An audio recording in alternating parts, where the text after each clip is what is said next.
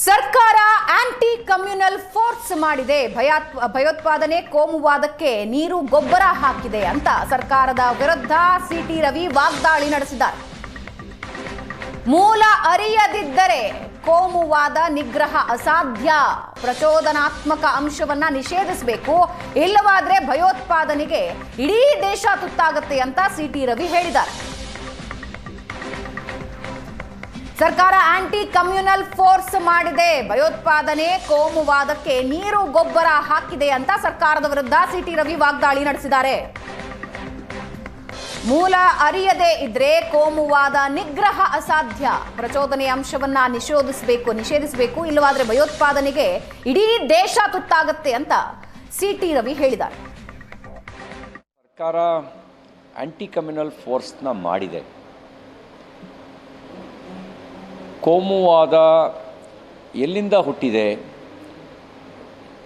ಭಯೋತ್ಪಾದನೆಗೆ ಹೇಗೆ ಕೋಮುವಾದ ನೀರುಗೊಬ್ಬರವನ್ನು ಹಾಕಿದೆ, ಅದಕ್ಕಿರುವ ಮೂಲ ಸಂಗತಿಗಳೇನು, ಎಲ್ಲಿ ಅವರಿಗೆ ಪ್ರಚೋದನೆ ಸಿಗ್ತಾ ಇದೆ ಎನ್ನುವ ಸಂಗತಿಯನ್ನು ಅರ್ಥ ಮಾಡಿಕೊಳ್ಳದೇ ಇದ್ದರೆ ಕೋಮುವಾದದ ನಿಗ್ರಹ ಅಸಾಧ್ಯ. ಯಾಕೆ ಒಂದು ಸಮುದಾಯ ಬಹುಸಂಖ್ಯಾತರಾಗಿ ಅಥವಾ ಸೈಜಬಲ್ ಇರೋ ಕಡೆಗೆ ಮಾತ್ರ ಕಮ್ಯುನಲ್ ಕ್ಲಾಸ್ ನಡೆಯುತ್ತೆ ಅನ್ನೋದನ್ನು ನಾವು ಅರ್ಥ ಮಾಡ್ಕೊಳ್ಬೇಕಾದ ಅವಶ್ಯಕತೆ ಇದೆ. ಹಾಗಾಗಿ ಪ್ರಚೋದನೆ ಕೊಡುವ ಅಂಶಗಳು ಏನೇನಿದ್ದಾವೆ ಅಂತ ವಿಶ್ಲೇಷಣೆ ಮಾಡಿ, ವಿಮರ್ಶೆ ಮಾಡಿ, ಅದನ್ನು ನಿವಾರಿಸುವ ಕೆಲಸ ಮಾಡದೇ ಇದ್ದರೆ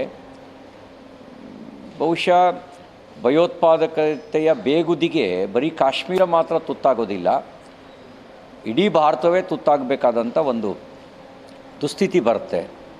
ಹಾಗಾಗಿ ಇಂಟಾಲರೆನ್ಸ್ ಎಲ್ಲಿದೆ, ಇಂಟಾಲರೆನ್ಸಿಗೆ ಕಾರಣ ಏನು ಅನ್ನುವ ಅಂಶಗಳನ್ನು ವಿಮರ್ಶೆ ಮಾಡಬೇಕು. ಎಲ್ಲಿ ಇದನ್ನು ಪ್ರಚೋದಿಸುವ ಕೆಲಸ ನಡೀತಾ ಇದೆ ಅನ್ನೋದನ್ನು